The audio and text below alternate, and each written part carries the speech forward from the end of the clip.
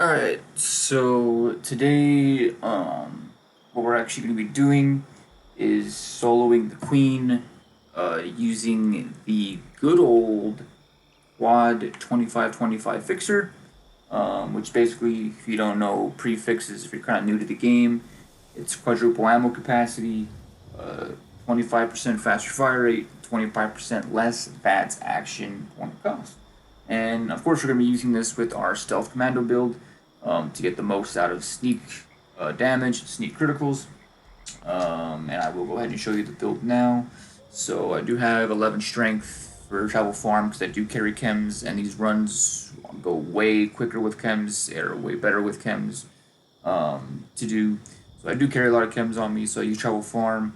Barbarian, get that extra damage resist because the mobs, while you're concentrating on the Queen, you do have the ones that do range damage that just kind of shoot in your direction, even though you're in caution. So this just gives extra protection. Bandolier, carry more ammo. Ammo weighs less, because we do carry a lot of ammo, because we do burn through ammo post-patch, one wasteland, so it is important to carry a good amount of it. So I do carry Bandolier max rank. Blocker, this is just in case, emergency purposes, in case a mole rat or rat scorpion, comes up from the ground, puts you in a danger mode. The Queen hits you and you get attacked from the mob around you. Blocker does protect you from dying, just so because if you die, the Queen will take off and the run will be chalked. The run will be completely done if you die. So this is extra protection. And of course, perception's maxed. We have all our commando cards maxed out. Tank killer to pierce through the armor, because the bosses in this game do have a good amount of armor on them, so you want to push through that as much as possible. Contrary to Fire 1, Contrary to Fire did get nerfed quite some time ago, so now we just use one Contrary to Fire rank, just so we can aim for the head and target limbs, to cripple the wing especially, so she can land. Ground Pounder, just in case Quick Hands doesn't proc, we can have a quick reload and get back into the action. And which you'll see, I actually did record the Queen fight before this. I'm doing this intro afterwards, so you will see that I only had to reload like once or twice during the entire fight, and this is super important to get those times. And obviously, Max Commando, Endurance 10, just helps out with the HP and it helps out with the AP and the AP usage. And we have our extra survivability right here with Ironclad. Adamantium Skeleton in case we do get meleeed, hit by a Rad Scorpion or something. Because after doing this fight for over a year, almost 2 years, every fight is not perfect. Some fights are actually terrible, and some fights go wrong with multiple Rad Scorpions, mole rats ruining the run.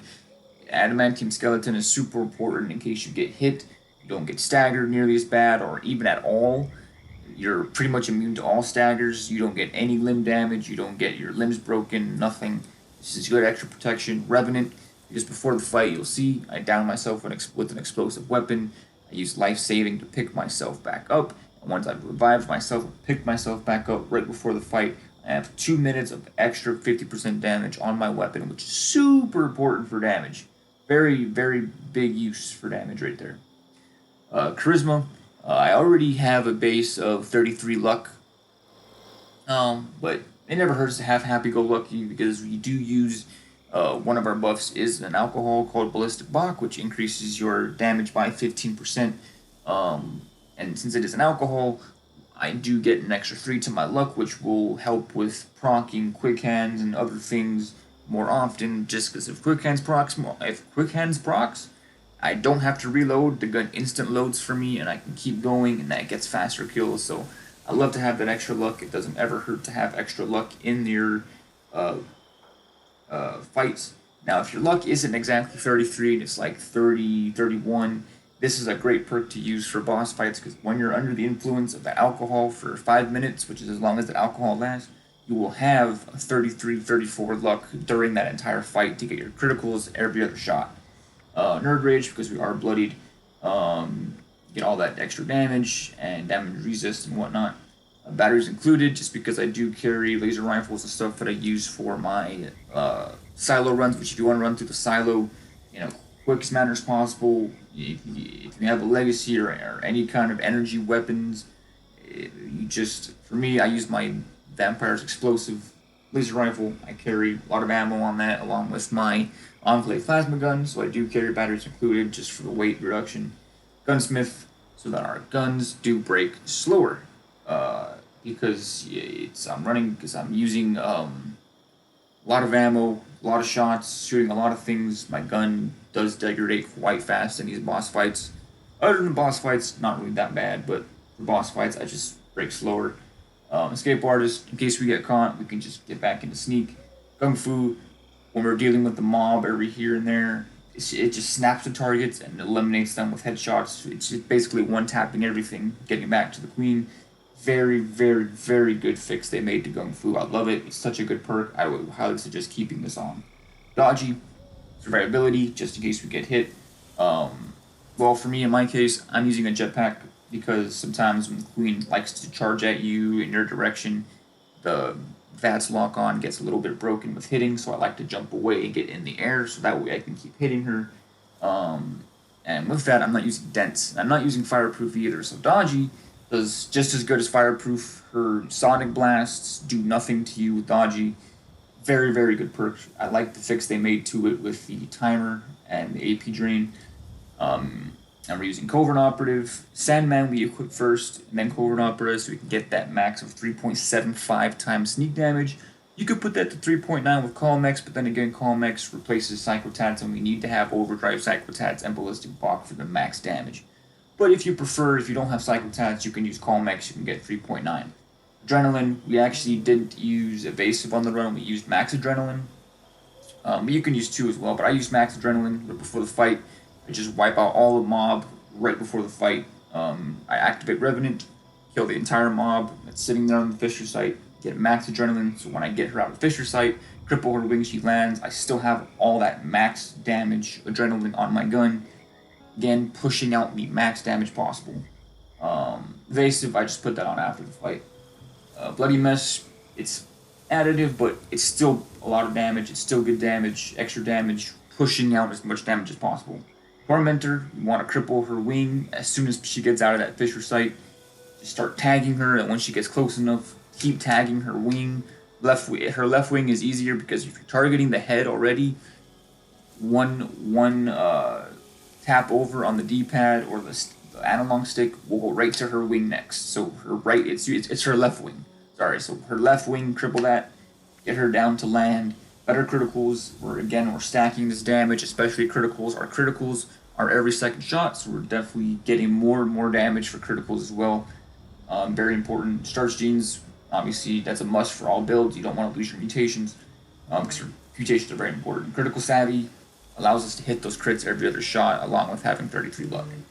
Quick Hands, when the gun hits 0, the higher your luck, once the gun hits 0, it has a good chance of instant loading, so you have no reload animation. You hit 0, the gun goes all the way. So for my quad, my gun it starts at 80, hits 0, and when it procs, it goes all, you'll see, when it procs, it goes all the way back up to 80 immediately. And I'm still shooting, the gun still shoots, and it reloads your gun for you.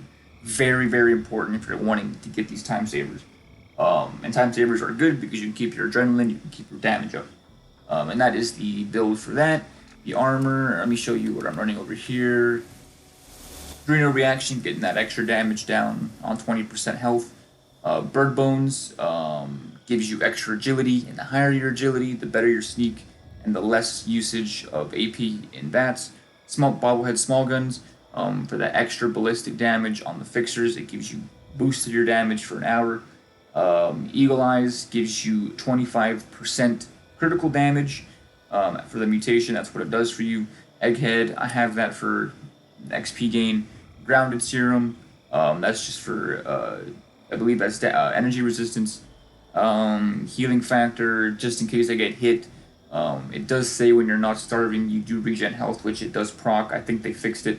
So it is good just in case you're getting hit a little bit. You do heal when you're not in danger. Marsupial, it does increase your jumping height and whatnot. That's a must mutation for all builds. And yeah, Speed Demon also. Along with running faster, you also reload faster. And when you stack that with Ground Pounder, you reload even quicker. Scaly Skin, extra survivability. And here's where we go. Sweet Mudfruit Tea. Or it actually doesn't say it here because it wore off because it was only 30 minutes. But I used Guns and Bullets 3. For the fight, it is right here. That is Ballistic Gun crit damage, 30%. So we're stacking that crit damage. Down here again, we're getting an extra another 40% crit damage from Sweet Mudfruit Tea. Now, you can use Blight Soup. It's a lot easier to craft than Mudfruit Tea. Mudfruit Tea isn't necessarily hard. It's just you got to get Mudfruit, then you got to go find Starlight Berries, and then you got to get sugar and boiled water. But the good thing about Sweet Mudfruit Tea is it lasts for an entire hour. Okay, it lasts for an entire hour. Now, if you don't have Guns and Bullets 3, but you have Live and Love 3, if you use Live and Love 3 with Sweet Mudfruit Tea or Blight Soup, you will get that 50 or 60% crit damage. So you will still get a boost if you have Live and Love 3 with these. And you do have to be a herbivore to get this max crit damage. But you can use Blight Soup. It has the same crit damage as Mudfruit Tea. It's easier to craft. But I just like Mudfruit Tea because it lasts an hour. And yeah, those are our mutations. That is the build. I will show you the armor real quick.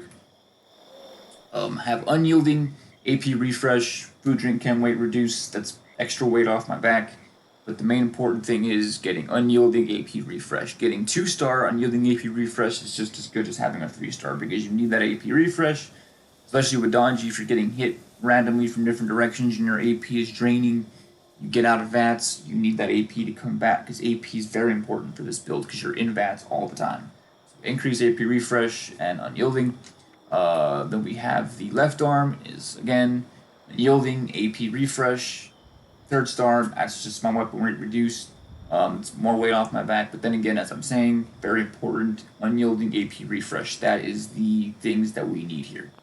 And then the left leg would be Unyielding, AP Refresh again.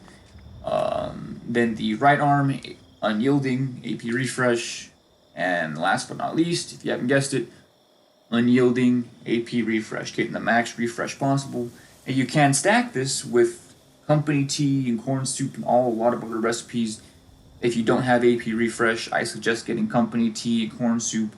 There's lots of recipes out there that give you just the same benefits as having a full set of AP Refresh. But if you have this armor, if you can get this armor, any kind of armor set, as long as it has AP Refresh, you'll be set and good to go. And the weapon, I showed it in the video at the end, but I'll show it again. With the base damage, I use a quad 25% faster fire rate, 25 less VATS action cost fixer. With the prime automatic receiver for that bonus damage to Scorchbeast and the Scorchbeast Queen. A line long barrel, forceful stock for more durability and less VATS cost usage. Perforating mag, now stinging mag is better for using less VATS, but perforating is almost nearly the same as having another max rank of tank killer perk card, which in turn that much more armor penetration with the perforating mag is more damage dumped out, and you'll see a lot of damage I dumped out on the Queen's head with this perforating magazine. It does nearly as much damage as the Bloody does with the Stinging magazine, which is why I love perforating on this magazine. You still get 80 shots, and you're getting all that armor pen. Reflex sight for less VATS cost, suppressor, less VATS cost, and yeah, that is the gun, that is what I used. And yeah, I hope you guys enjoyed the video. Drop a comment down below. What gun, what fixer do you want me to see me use next? I have anti-armor variants. I have bloodied variants. I can use just different varieties. Let me know what you want to see next for this build, or what builds you want to see. I have shotgun builds and whatnot. But hope you enjoyed the Queen Kill video. If you have any questions, you can ask. And as always, have a good day.